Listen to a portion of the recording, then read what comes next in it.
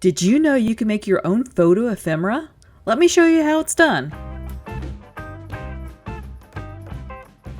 The tools I use are Midjourney AI with Discord, Canva Pro, and Cricut Design Space. You don't need all these. It just happens to be what I use during the process of making these photos. You can also just use your AI software and just pick one that you like. All right, let's get to this. So I like to use a lot of photos of people I know or pictures of myself in my AI pictures. Kind of incorporates the likeness and the eyes, the smile. And so this is a picture I found of myself from 4th grade, a school picture, probably vintage in itself. You can tell it's still in a photo frame, and I just put it on my printer scanner and just scanned it in. And this is a photo we're going to use today to upload into Midjourney AI. So once you get it uploaded, and it's easy to do, you just click down here, click Upload File. And once you upload your file, you click on the image and you get the web address that's here, and you copy it and you use that for your picture. So you go ahead and use Apps, hit your image prompt, and paste that address right in here. So it's going to use my 4th grade picture, and I'm going to tell it what I want it to do with it. So I'm going to, after our image prompt here, we're going to add to it vintage, put black and okay, I ran the prompt a couple of times. I have these pictures up here and a few down here. I ran this in a larger aspect ratio to see if I can get some more legs on here. So I'm going to go ahead and upload to upload number 3. And I'm going to zoom it out a little bit, see if I can get the shoes on here. And I'll show you the result here in a moment. Okay, here's my final picture. I like the aspect ratio. I have the entire little girl from top of head to toes. So the best way to download this is to go ahead and click your picture. Open up in your browser and right click and save your picture in your download folder so you can get this uploaded to Canva or Design Space here shortly. Go over to Canva and log in. Go over here to create a design. I'm just going to pick a regular 8.5 by 11 size paper, and you want to upload your image that you just made. So go over here to uploads over here on the left, click your uploads. You go up here to upload files and grab your file that you want to upload. And I already uploaded mine, so let's go ahead and click that and put that over here. Once you have your photo here, I like to change the background to a different color so I know that behind this picture, once I remove this background, that it is transparent. So I'm just going to put a light gray behind here. So I'm going to click on this image again, and once you click on it, you can edit the image. And so let's go over here, and they have a new feature called Magic Grab. I'm going to click on this, and it's going to analyze it, see if there's anything it can grab out for me. And look at that, it highlights that little girl there. It will abstract her right from the background.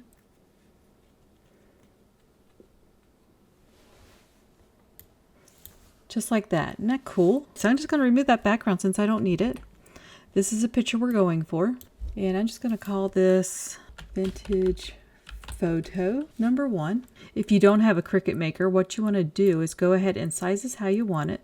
So if you want it small, like 3 inches high, go ahead and do this. If you want multiples of this image, go ahead and make multiples. And then you go over here, go to download, change to or print PDF. We'll just leave this on RGB, and you download this. And you can go ahead and print this off like you normally would any document.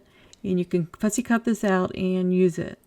But what we're going to be doing is uploading this to Cricut Design Space. So let's go over here, hit the download button, and we're going to pick PNG. I like to up the resolution on this at least to 2. Keep my transparent background clicked, and you want to download this image. This is going to be downloading in my download file. I'm going to go ahead and open this up in Cricut Design Space now. All right, go ahead and open up your Cricut Design Space software. And once you get to your page here, what you want to do is hit your upload button. Go over here to upload image, browse your files that you have. And I'm going to pick our photo that we made. So here we go. So I uploaded it here. And so what we're going to do is go ahead and process this. There's nothing to remove because we saved it on a transparent background.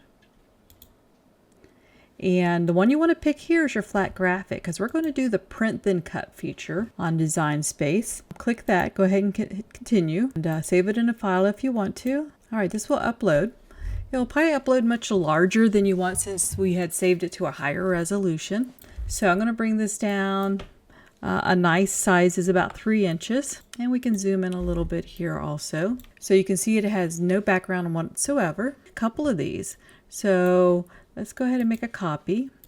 And I'm going to turn this, arrange it, and flip it the other direction in case I want one that direction. Let's go ahead and make a little smaller of one. And then let's make one, maybe it's a little bigger. And that will fit on a card nicely there. So we have 4 images here. One's a little bigger, one's a little smaller, and then 2 that's just flipped in directions. What you want to do now is go over here to make, and this will show up on your print then cut page. Everything looks pretty good here, so just go ahead and hit continue. And you want to click send to printer, choosing the printer that I want to use. I do have bleed on here. And for the system dialog, I need to pick glossy photo paper. So I'm going to go over here to my printer settings, go to preferences, and pick premium photo glossy paper. So pick what kind of paper you have in your printer. And this is what I'm going to use today. And hit OK, and then I'm going to click print. And this will print out on my printer. And I want to be able to cut this on the Cricut machine. So I'm going to pick medium cardstock. That's usually what I use, but pick what is suitable for your paper type. I'm going to go ahead and get this cut out. Okay, everybody, this is some vintage photos I did of me earlier this morning. Put one of them on an ATC card, artist trading card. I think that turned out really cute. So let me show you the ones we just made together. So I'm just going to go ahead and take those off. And I ran it through and cut it twice just so I have a nice clean edge on these. I have all 4 of them cut out here.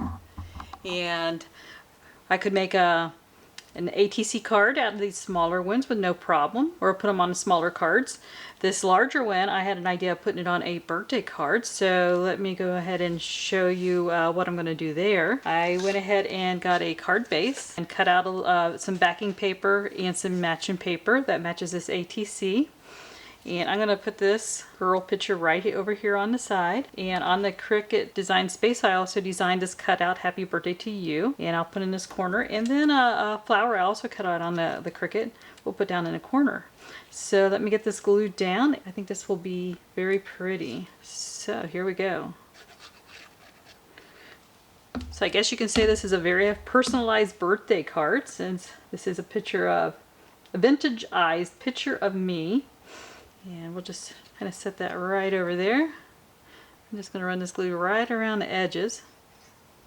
And I'm going to kind of lift that sentiment up just a little bit. Get that underneath there.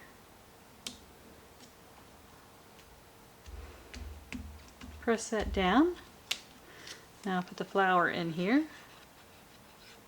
Alright, it wouldn't be quite finished without a few sparkle and bling, so let me get some rhinestones here. Just gonna make this one simple. Just cut a couple strips off, put a strip at the top and a strip at the bottom, and the card will be done. So let's put this right there, and I'll put this one down at the bottom. Okay, what do you think of this birthday card? It turned out very nice with a vintage photo on there. Nice personalized.